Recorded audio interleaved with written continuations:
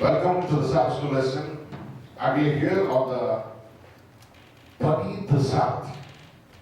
The days are flying, and time is just flowing through without our knowledge, right?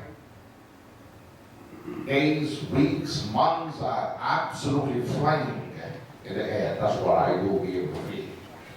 We are the 13th Sabbath school lesson. I believe that this will help each one of us to have a closer walk with Jesus, knowing the times ahead are absolutely very dangerous and difficult. God has given us an opportunity where we could be able to represent Him and His love. I believe this Sabbath school lesson will help each one of us to grow. It is very hard. Let me put this chalk aside so that I will be able to monitor myself.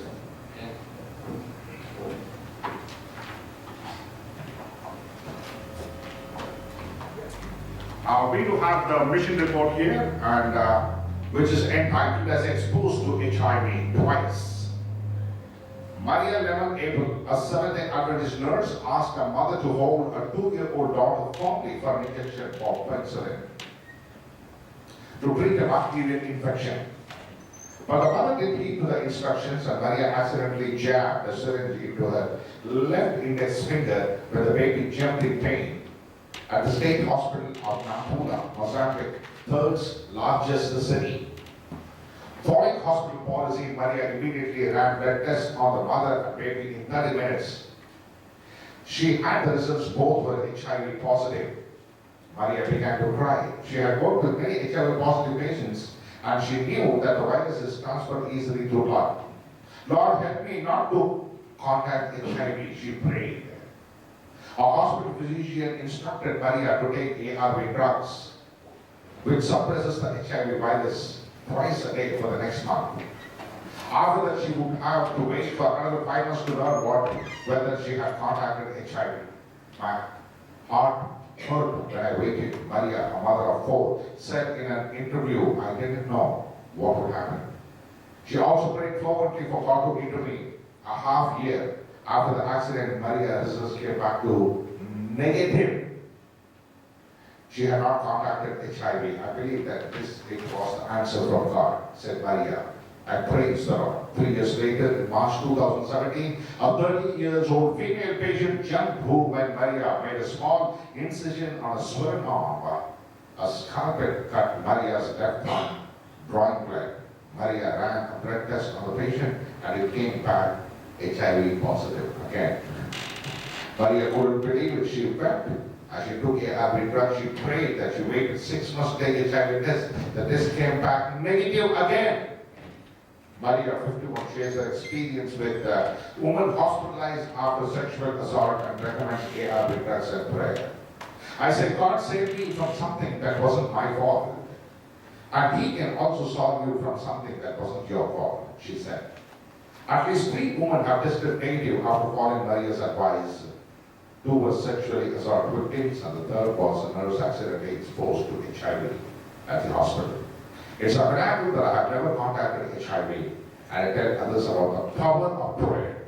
And the Lord said, Maria. Wasn't this a powerful testimony? First time, positive.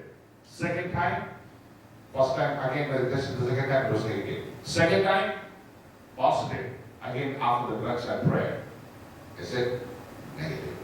So God, in His own infinite mercy, has shown time and again that He cares for His children, He loves His people, and whatever the fault is not ours, and He's going to take the responsibility in healing you and me. Amen?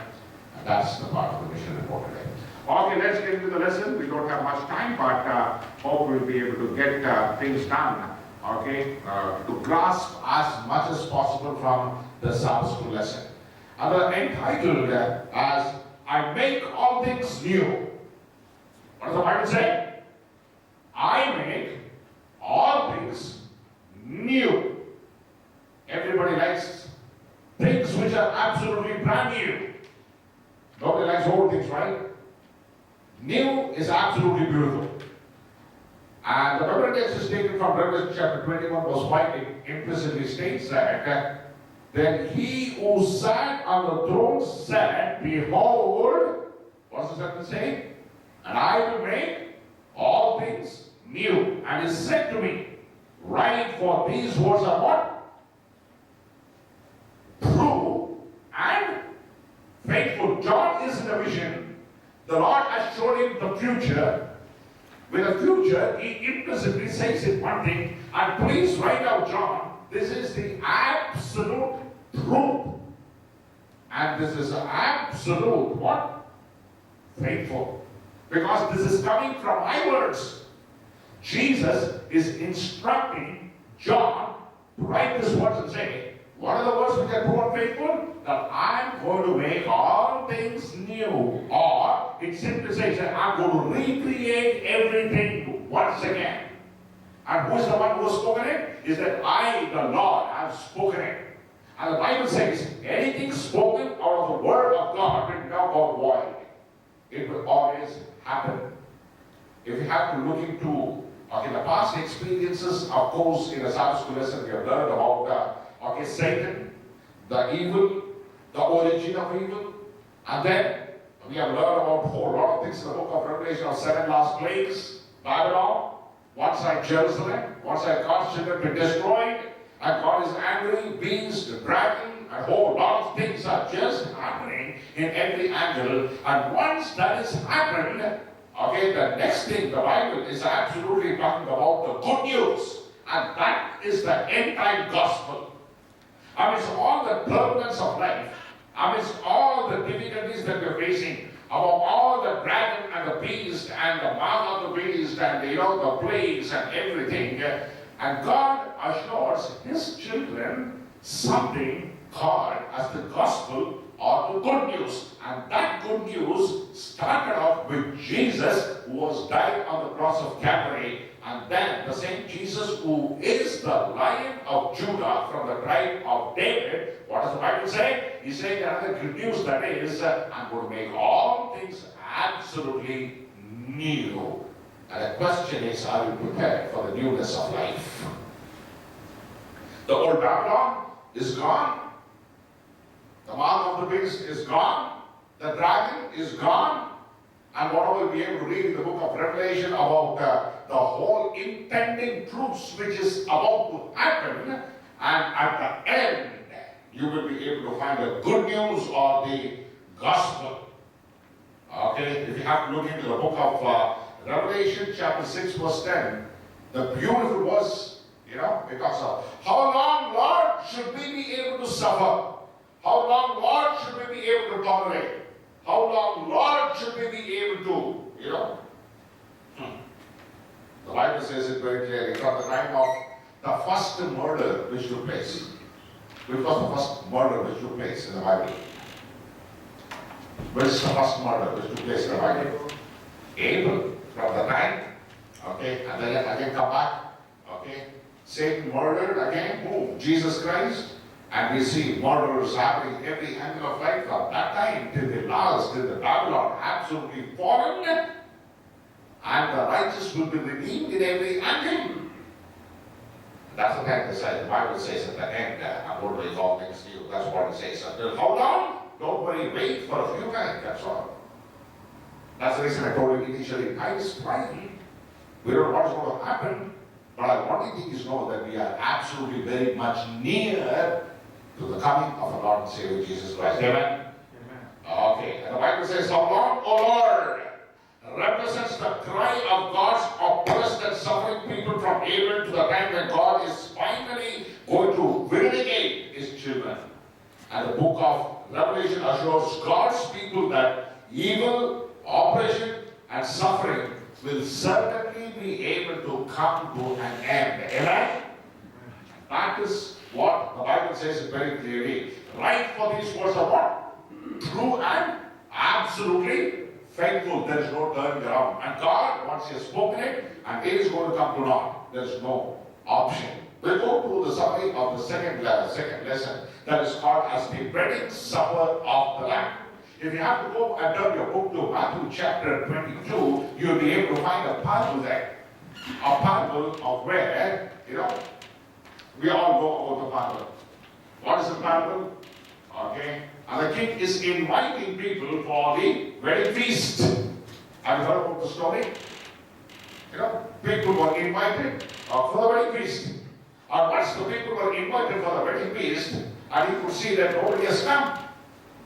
And he commands the servant and says, come on, I've prepared so much food, a lot of gathering was supposed to be there, and the people whom I've invited are not being able to be a part of this, celebration. So what do? Go to the highways, call people, let them come.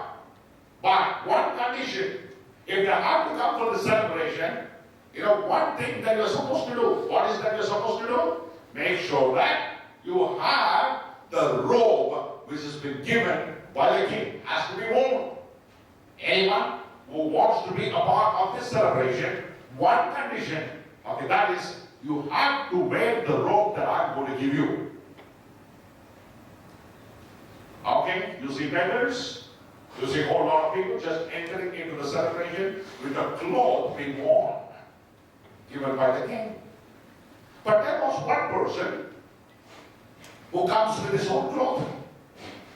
Did respect the king. What did the king say? Take him out. Let him not be a part of the celebration. There's a beautiful thought that you and I have to draw in this one. What does this parable mean? Have you ever understood what the parable is talking about? It is talking about a King of Kings and the Lord of Lords. The gospel of the good news is being spread to every individual who is able to be a part. That's one of the reasons in the book of Revelation chapter 14 it talks about the three angels' message is for every nation, every kindred, every tongue, and every individual who will be born. And go to 2 Peter to be able to find that many are called, but few are chosen. Narrow is the way, only few just go about it. So the good news is for everybody, but the good news is accomplished by the people who are willing to listen and accept the good news the way how it is, not the way how we want to. Does it make sense? Yes, sir. I have a simple response to your introduction. Okay. You're talking about removing the pain and suffering. I have a very simple, well thought of solution for it. Okay, since Satan and his angels committed the sin first, if they are killed, they are removed, we won't have pain and suffering. Because God is allowing them to be there, it's not as if suffering will be gone. Right? The only choice is either we die or Satan is eliminated. Because God is not good. You're absolutely right, okay? And the lesson is talking about, the good news with all comes the second time. That's what it's talking about. I think one of the biggest problems is, what if pain and suffering was intended? Because it serves its purpose. Yeah, it has its own purpose. Because, we have far too much stretched into self-preservation, self-protection. But Christ existed in this world, and that's what he offered us. He said, I send you as sheep among wolves. Oh, yes. And he said, in this world there are many troubles and trials. Do not fear, for I have overcome. So the question is here, when people try to preach this and say, okay, only at the end of time the troubles will be gone. But that's not the state that God had in his mind when he's allowing Satan to play his role. Right? You're right. So just you try to remove people from that paradigm is an illusion. So what? Somebody who has lived 100 years ago, they lived and died. For them, the end for their pain has not come because the world is not ending. So each one is not given perpetual time to face this end of this particular end of suffering. We die and then it is gone. Just to think that at the end of time, okay, nobody will suffer, and if that's the case, God should have done it a long time ago. If it is in his economy of things, that is his priority, he should have done it instead of leaving it alone. No, that will not happen.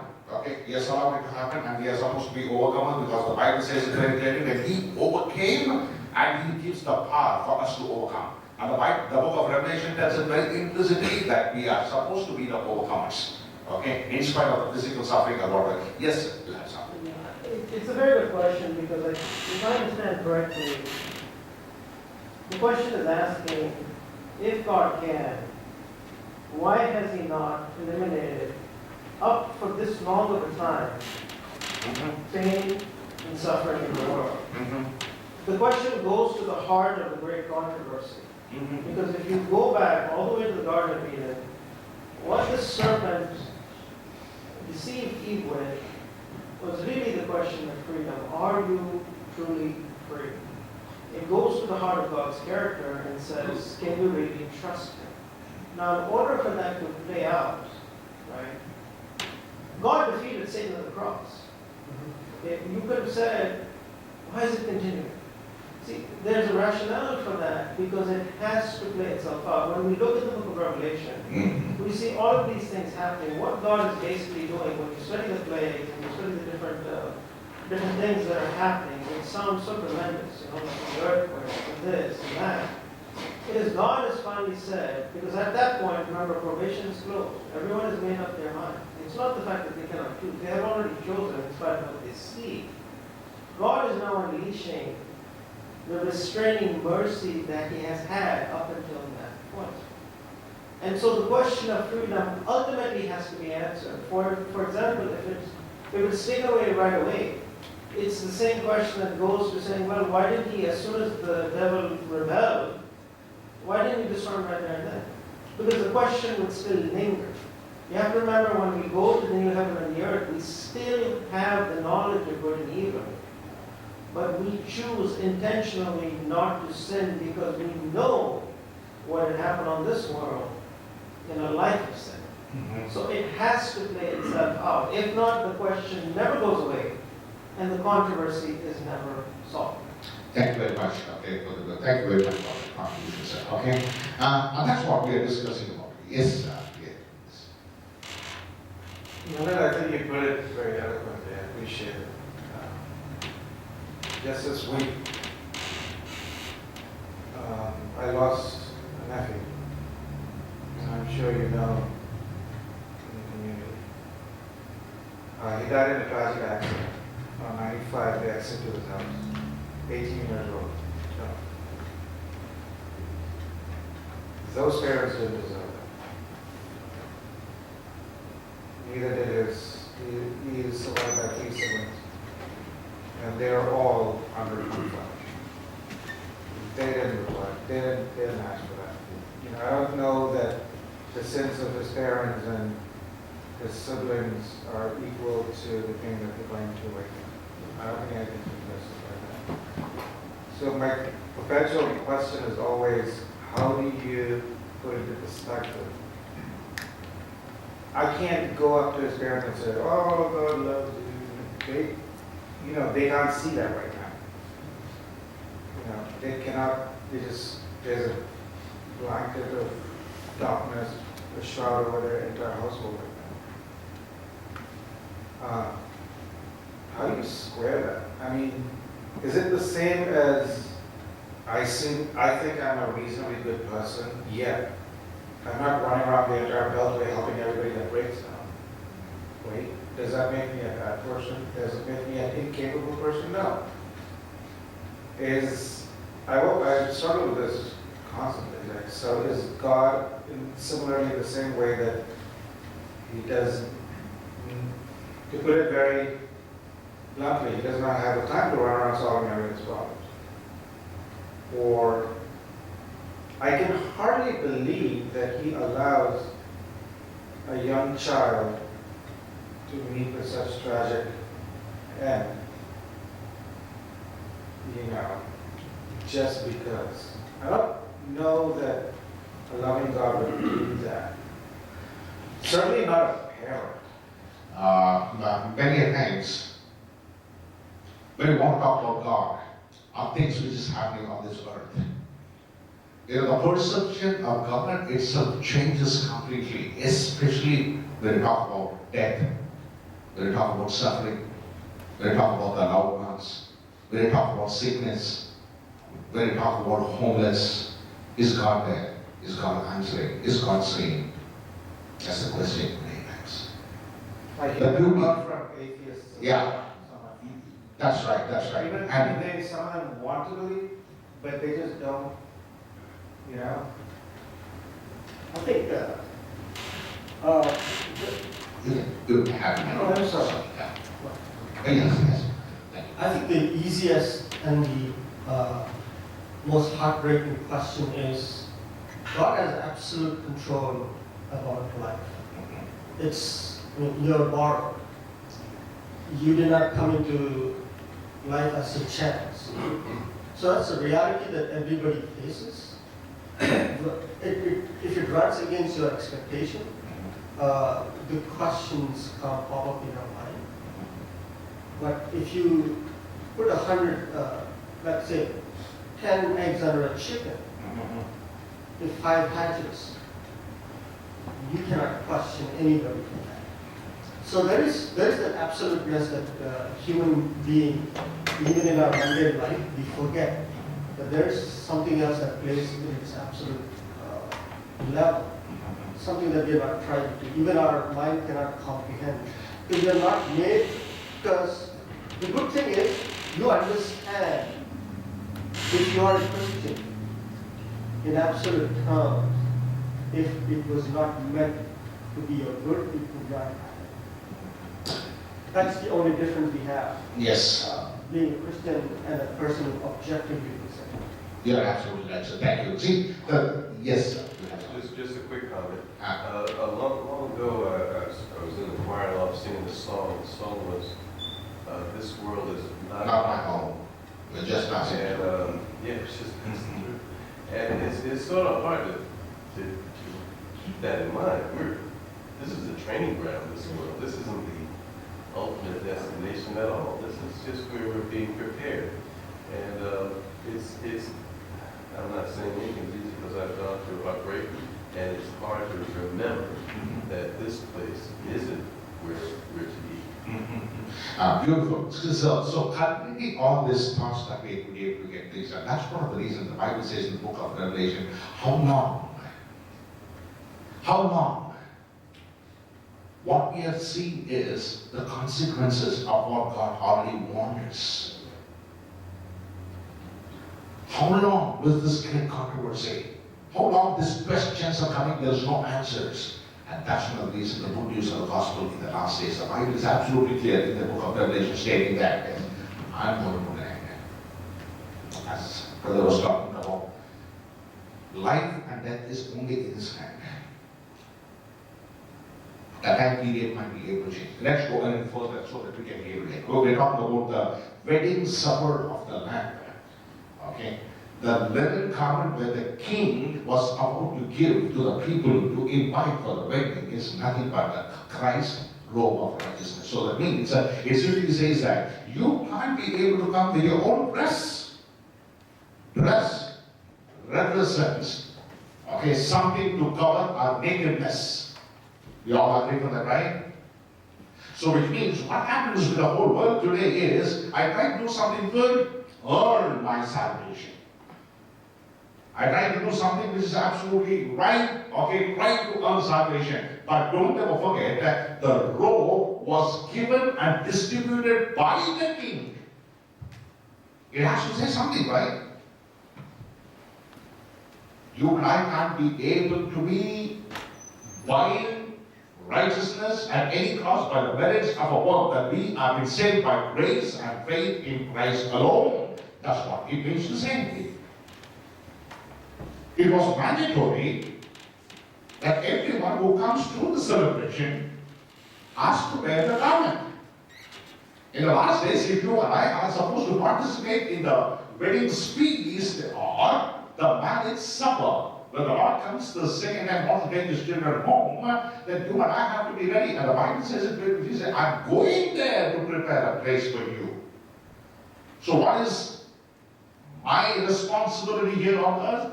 When he is preparing for his return, written that we are to be able to be prepared ourselves for is written by having the robe of righteousness of Christ in faith. And that's what it means to say. So don't ever claim any merit for our deeds, what we have done. And the Bible says, and who are the people who will be able to have the robe of righteousness? Or when the king gives the garment to the people, who are the ones who will be able to wear? And you'll be able to find that in Revelation chapter 14, verse 12. Here are the saints.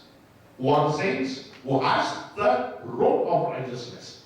And who are these people? And these are the ones who keeps the commandments of God and have the faith of Jesus in Revelation chapter 14, verse 12. Does that make sense? Go a little bit further, and you and I will be able to know. In Revelation chapter 3, verse 18, it says that the robe of Christ's righteousness is the gold of faith and love, and the eye salve of the Holy Spirit are the greatest needs of God's people living at the time at the end. And these are the three important components. If you and I are supposed to be made as saints, who could be able to be a part of it? Yes, sir. 2,000-3,000 years ago, Uh-huh. literacy, education, linguistic barriers, a lot of people did not know all these things. Mm-hmm. They could not read and write. Mm-hmm. Today in America, there are 32 million Americans illiterate. They're idiots functioning in life. They cannot distinguish so many rights and wrongs and all that. All right, if these are the things should be applicable for the entire human community, till now, millions or billions have not heard the name of Christ. With all the isms and schisms, if you have a doctorate degree in theology, you are creating one more God, so many gods, so many philosophies, and what they're conceiving of. If Christ should come today, but the experts have the timings and the calendars, they fooled and they goofed entire globe. But they all made billions of dollars, tapes, DVDs, CDs, lectures, and all this. So, I think ultimately only few people would see the face of God. Yes. Because you're all fooling others and yourselves. We have the writings, he said, she said, all this will not come to fruition. So, the idea is, it is not if we can see Christ even there, but I always analyze, does the world see Christ in you? Absolutely right. One man said to me, even if I go to church and I shake hands with people, I'll count my fingers. It means they don't trust the so-called the brothers, pastors, missionaries, and all this. So this is fooling around. And Isle of Patmos is a Greek island, existed 3,000 years before Christ. The way John wrote the 22 chapters, he lived alone, he was banished, he was punished. He knew his life would come to an end because Emperor Nero is about to take his head off. If he was delusional, or if he was imagining, or he lost his mind, the way it's portrayed in the Bible, the book of Revelation, he lived alone on the island. It is not true. There were civilizations existing. So sometimes I say, is this all true? How many people will be saved in the kingdom of God? And I received an email, sorry I'm taking too much of your time. He said 9/11 incident, accident, bombs falling in America, airplanes crashing into the buildings. No. So he said, is Christ sending us a clue about this? And this same man said, second coming is not imminent. You don't know. Because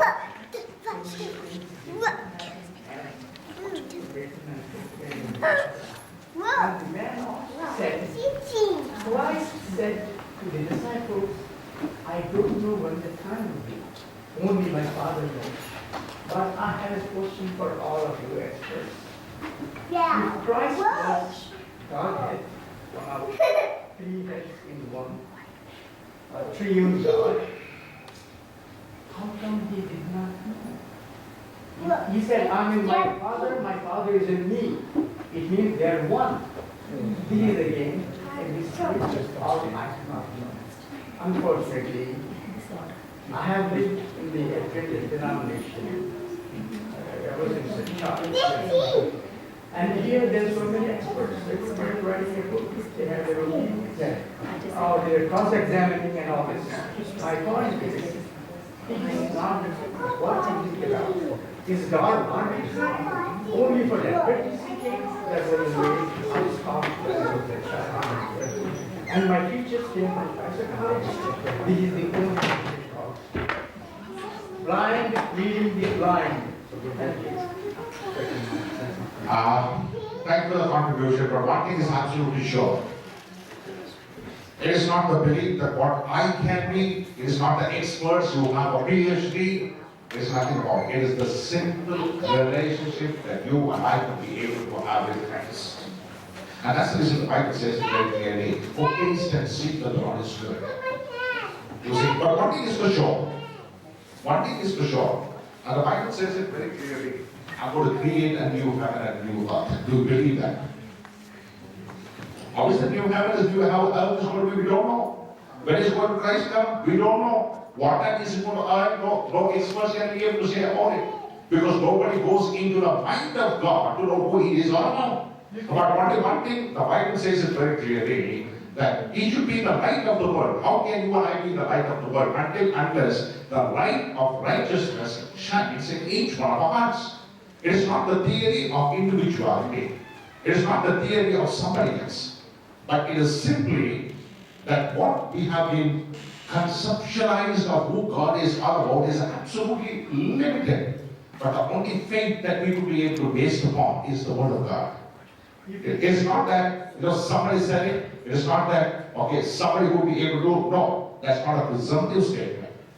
Biblical way of how we'll be able to perceive God is the relationship that you and have with Him alone. When I taste an orange and I ask you to tell the taste, you can't be able to. It's only that I can be able to tell the taste of the apple unless you taste and see. Based on different evidences, we can't come to a conclusion. Leaving away some vital truths of the Word. No way. Bible says it very clearly. I'm going to create a new heaven and a new earth. In faith, you accept it. I think one of the biggest challenges has been Christ, or even John the Baptist. He said, repent for the kingdom of heaven is at hand. Amen. And the first act that Christ did after being baptized, he goes back to his church. And when he reads Isaiah 60, on that particular day, it is as if he opened the door to the kingdom of heaven. So there are two things. I think one of the biggest takeaway from Adventism is their preoccupation with this physical world to come to an end. So they think that somehow they would give a date or timelines or have verses. Jesus Christ, He already said kingdom of heaven is already here. And He gives quite a few instances and then say how the kingdom of heaven is. So people who have not experienced the kingdom of heaven are those people who are trying to push this agenda saying that God will come at this time or that time. But people who are already in the kingdom, they don't struggle with it. That's a very valid point I'm talking about. You mentioned it's absolutely right. I don't think so there is anybody, most probably in the past it might have happened, but one thing is absolutely sure in the 21st century what we have been able to see now. The Bible is absolutely very clear. There's no thing that we have been able to set a time or a date and say that the Lord is going to come at this time. But one thing is for sure in Matthew chapter 24. One thing is for sure, in 2 Timothy chapter 3, it simply says, when you see these things happening, we know that his time is near.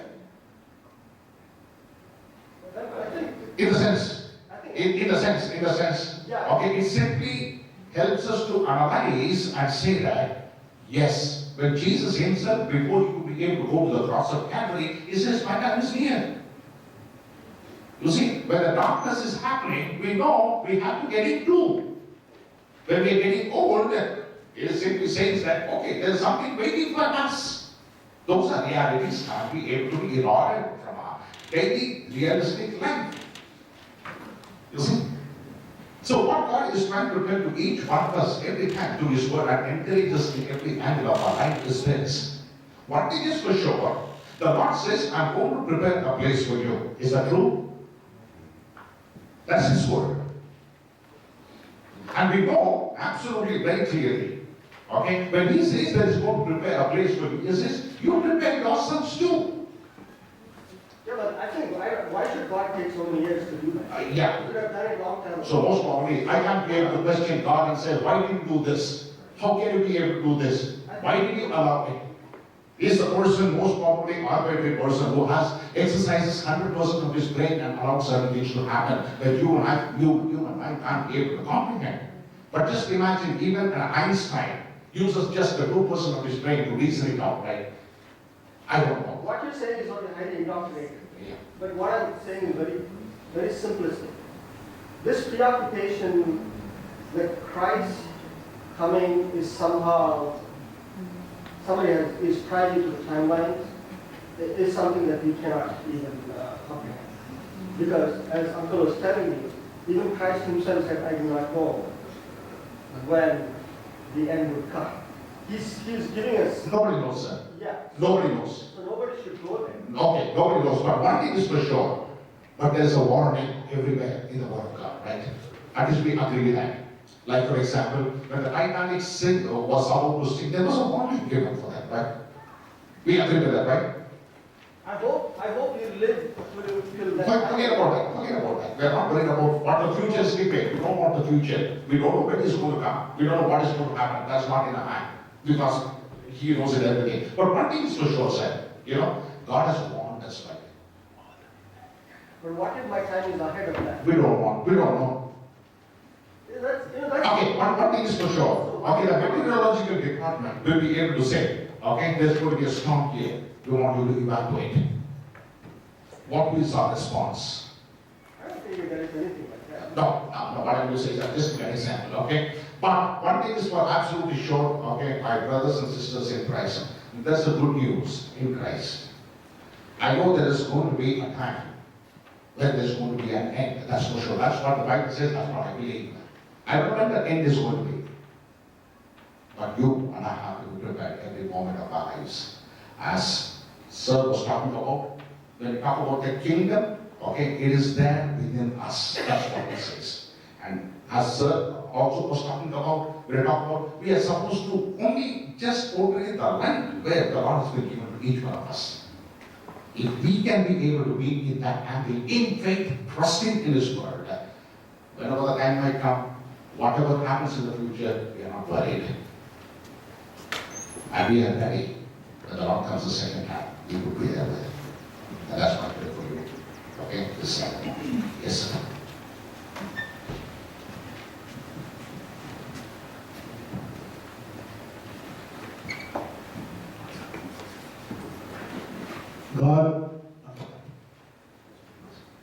God is not subservient to you. Peter, you are subservient to God. And God gave life to that clay, and He said, be. Life was given to that clay, and man became a living soul. When you look at this lesson, behold, I make all things new. What God is telling every human being is very simple. If I have given you a good thing, and if you accept it, you will have my robe. If you refuse to accept me, yes, I am God, and there is no other.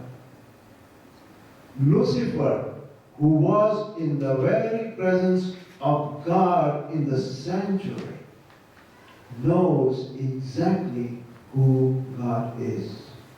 But it does not want you to know. I don't care whether you're an Adventist, or a Baptist, or a Muslim, or a Hindu, or you believe yourself to be God. You are not you are subservient to God. Let me give you an example. Yesterday, I was in Walmart. I met a Muslim man. I said, this is the day. Watch it and study God's word. And he's looking at me. I said, I don't care whether you're a Muslim, or a Jew, or a Baptist, or an Adventist, or you think yourself to be God. He looked at me, and I noticed later, he gave the tape away to somebody else, and that somebody else was looking at it.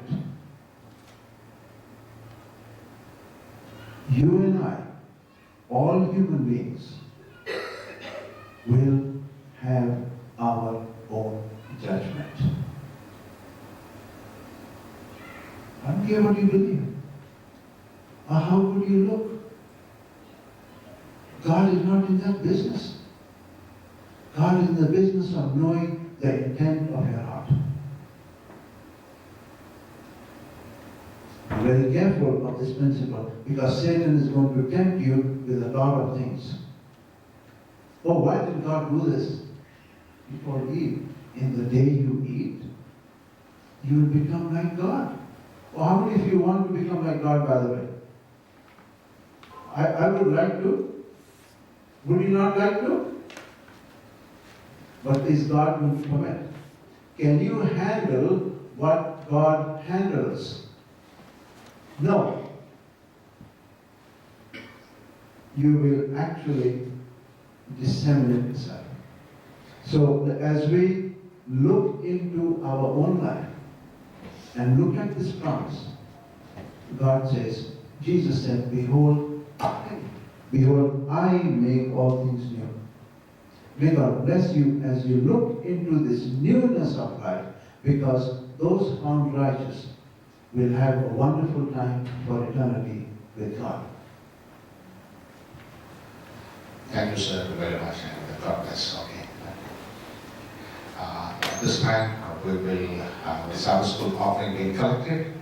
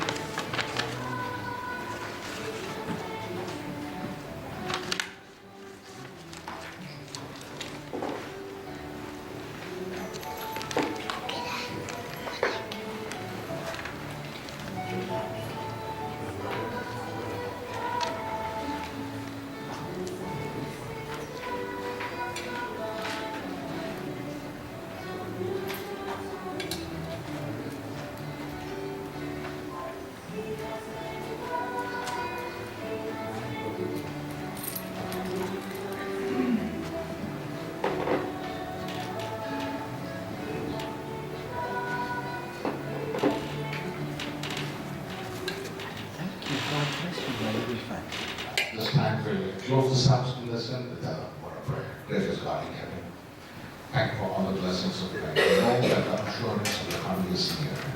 May we be able to prepare ourselves as you prepare for each one of us to be there with you. Thank you for this lovely people who will be able to be a part of you today in the Sabbath service. Thank you for being each one of us as we get to the second part of the program and precious holiness, so that we could experience the joy, peace, and happiness as we listen to your word. In Jesus'